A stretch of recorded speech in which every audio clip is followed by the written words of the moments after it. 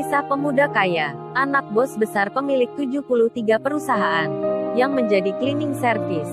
Episode 86, sore semakin dalam, ada hati terbawa bimbang. Ririn dan Kauri, nampak berjalan bersama di dekat mamanya Kenshin.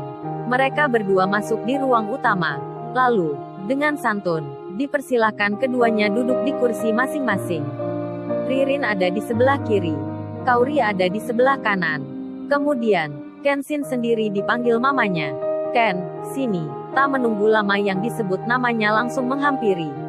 Lalu mamanya bertanya, Ken, kenapa temannya kok dari tadi? Enggak, kamu persilahkan masuk ke dalam aja. Kenshin pun menjawab, sudah ma. Lalu, mamanya pun berkata, maaf mama belum tahu nih. Mbak sebelah kanan namanya siapa ya? Sambil tersenyum mamanya Kenshin bertanya. Lantas, yang ditanya tersenyum pula, lalu menjawab, saya Kaurima. Jreng-jreng, teng-teng. Panggil mama nih Kauri. Apakah ini pertanda ada sesuatu nih? Atau, dia salah sebut gitu ya, entahlah itu. Pertanyaan pun beralih ke kiri. Kalau mbaknya ini siapa ya? Dengan tersenyum pula, yang ditanya pun menjawab agak malu-malu, saya Ririn tante. Tanpa menyebut kata, ma, seperti Kauri, si Ririn memperkenalkan dirinya. Langit-langit atap di rumah itu berhiaskan awan. Dindingnya berwarna cerah dengan goresan alam. Ririn dan Kauri, sesekali nampak memperhatikan rumah Kenshin, yang begitu megah dan luas ini.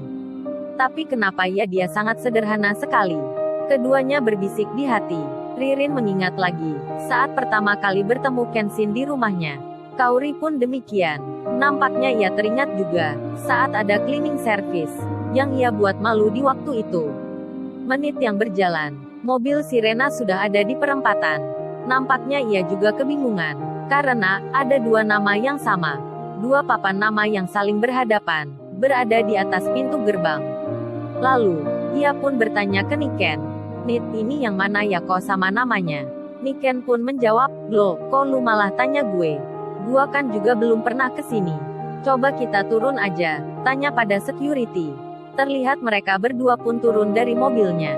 Entah kebetulan atau memang sudah digariskan. Security yang sama yang ditanya. Pak, kalau alamat ini di sebelah mana ya? Sirena bertanya. Security-nya pun menjawab, kalau ini ada di seberang sana mbak. Kayaknya, tadi juga ada yang mencari alamat itu. Security tersebut tiba-tiba memberitahukan. Lalu, Sirena pun bertanya, maksudnya itu apa ya pak? Security-nya menjawab lagi, maksudnya, tadi itu, juga ada seorang perempuan, yang bertanya hal yang sama dengan mbahnya. Oh gitu ya, jawab balik Sirena, makasih ya pak. Keduanya pun lantas kembali ke mobilnya. Di lain tempat, di suasana yang berbeda, keceriaan kini ada di benak Iwan. Entah mengapa dua cewek yang menjenguknya kemarin, bisa ada lagi di sore ini. Lalu, terdengarlah percakapan antar dua wanita. Hei Nit, gue udah ada di rumah sakit nih, gimana lu udah sampai belum? Si Niken menjawab, belum say.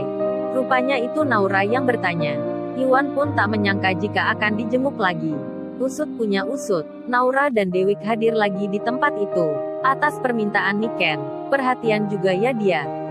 Sementara, Yudis yang berada di kantornya sendiri.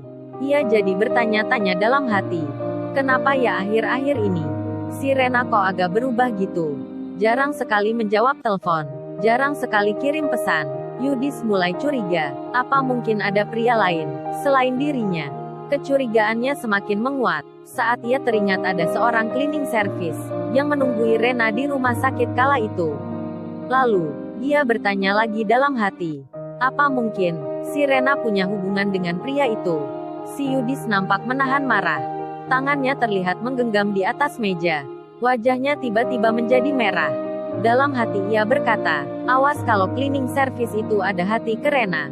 Gua kasih pelajaran nanti. Lalu, ia pun teringat lagi. Niken pernah curhat ke dirinya. Kalau punya masalah dengan seorang cleaning service. Apakah dia orang yang sama? Yudis makin mencari info tentang orang yang dimaksud. Tempat tinggalnya di mana dia. Gua samperin aja, biar tidak melunjak tingkahnya. Karena Yudis terbakar cemburu, emosinya jadi tak menentu, hingga ia bicara agak ngelantur. Lalu, dia bertanya sesuatu yang telah berlalu. Kemudian, Ia menelpon temannya yang ada di kantor atas, yang kemarin ikut menjenguk si Rena. "Hey friends," Yudis bicara, video call dengan temannya. "Kalian tahu kagak, cleaning service, yang kemarin ada di rumah sakit di kamar Rena?" Temannya yang ditanya itu menjawab, sampai rada agak bingung. "Emangnya ada apa Yud? Lo kok tiba-tiba tanya itu?" "Ya gue masih ingat cleaning service yang kemarin. Hei kalian, ada yang tahu gak tempat tinggalnya di mana?" Temannya menjawab, "Gue kagak tahu Yud, kan dia kerja di perusahaannya Rena." Mereka mengira Kenshin saat itu kerja di tempat Rena. Lalu, temannya itu menyarankan, "Coba lo tanya Rena aja Yud, pasti tahu tuh alamat rumahnya." Tiba-tiba, salah satu cewek, yang pernah ikut pula pada waktu itu, berkata, "Kebetulan saat ini, mereka lagi bersama di kantor atas. Sini Sai, aku mau bicara dengan Yudis." HP itu diberikan ke cewek tersebut. Lalu, dia bicara, "Hei Yud, mending lo gak usah lah cari tempat tinggal cleaning service itu. Pasti sia-sia, percaya gua dah. Paling-paling dia kagak punya rumah. Biasanya itu orang dari desa, merantau ke kota.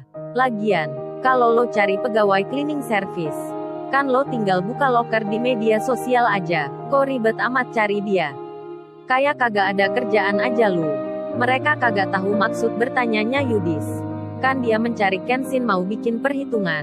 Sementara, mobil Rena sudah berada di pintu gerbang utama. "Nit, coba lu lihat alamatnya."